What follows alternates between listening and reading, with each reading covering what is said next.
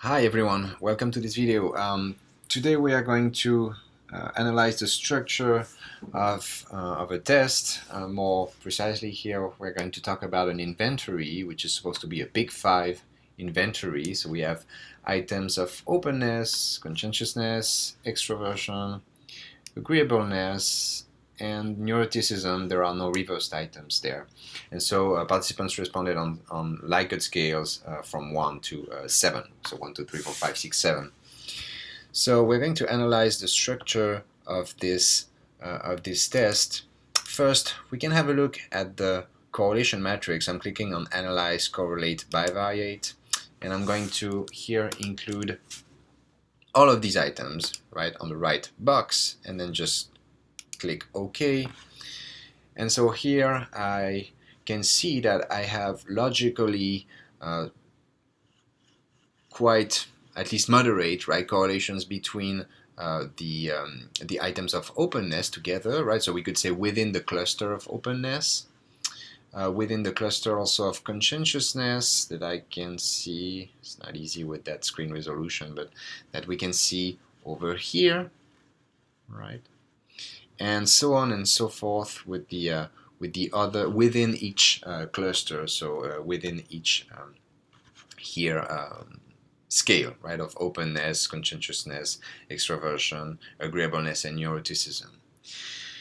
Right, and normally between clusters, so for example between neuroticism here and the openness items, I should see no correlation or very weak correlations. That's what I see. There's actually a better way to analyze this correlation matrix to sort of sum it up. So we're going to use for that factor analysis. So we find it in Analyze, Dimension Reduction, Factor. And so we get this dialog box, and the first thing we're going to do is add all of these items here in the variable list. Right, so here we have all the items, and we're supposed to sort of sum up this entire correlation matrix using only a few factors.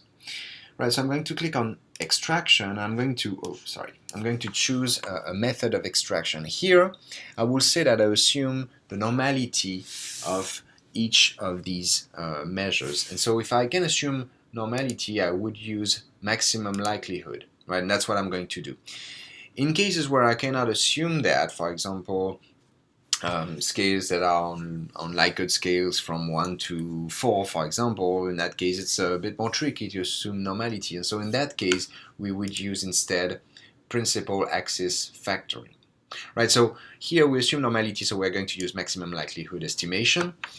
And so far, well, I'm hoping that I'll find five factors, but I don't know yet. So the only thing I'm going to do is just check the scree plot and see what solution I can get from that. Right, we will analyze the scree plot. Second thing, these factors that I'm supposed to get, so normally I'm supposed to get 5 factors, right? They are not supposed to be correlated.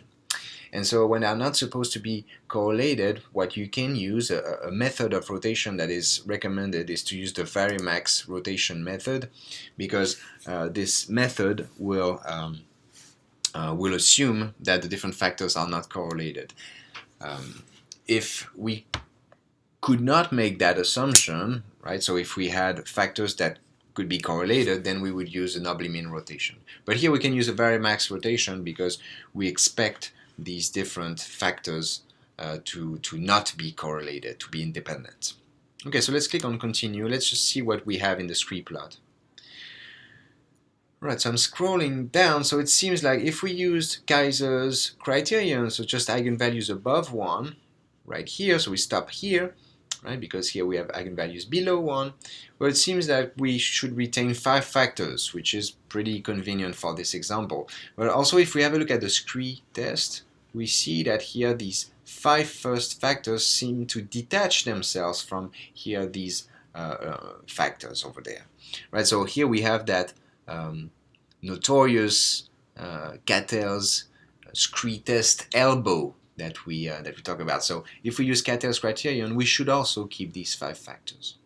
Right. So here 5 factors have been selected through Kaiser's criterion, so we would not change that. If we wanted to change that, we can sort of manually override, right, in the menu, right, in extraction, we can override that based on eigenvalue decision threshold. We can say I just want 5 factors, right, which here is going to do the exact same thing.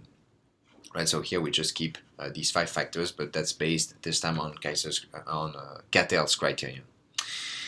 Okay, and so then we can just scroll down, and here we have the rotated factor matrix, which basically present us with the loadings. Sorry, I can show everything with that screen resolution.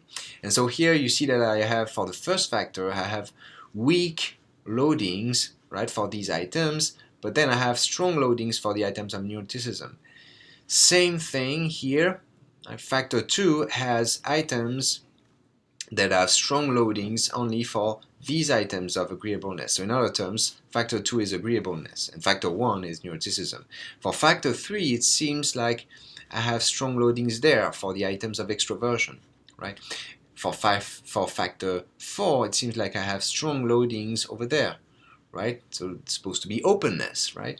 And for factor 5, I have strong loadings at conscientiousness. So it seems like actually these 5 factors are actually the big 5 personality traits, which is very convenient, and it rarely is that perfect, right? Also, if you want to simplify that output in the options, you can suppress the small loadings, right? So options, small loadings, and here let's say that I just want to suppress those that are below 0.2, right? So I'm clicking OK, and then let's see the output. All right, maybe that's not even clear enough, right? See, in the rotated factor matrix here, I clearly see. So the first factor is neuroticism, second one is agreeableness, third one is extroversion, fourth one is openness, and fifth one is conscientiousness. Right, so that is pretty clear. Right, so what we have seen is that from this factor structure, from this data set, right, of items, we see a structure emerging that we found through exploratory factor analysis, and that structure is a 5-factor structure. And as we interpret this 5-factor structure, we see that these 5 factors that we extracted actually correspond to the big 5 personality traits. And so we can conclude here that we have a satisfactory structural validity. Right, thank you for watching this video.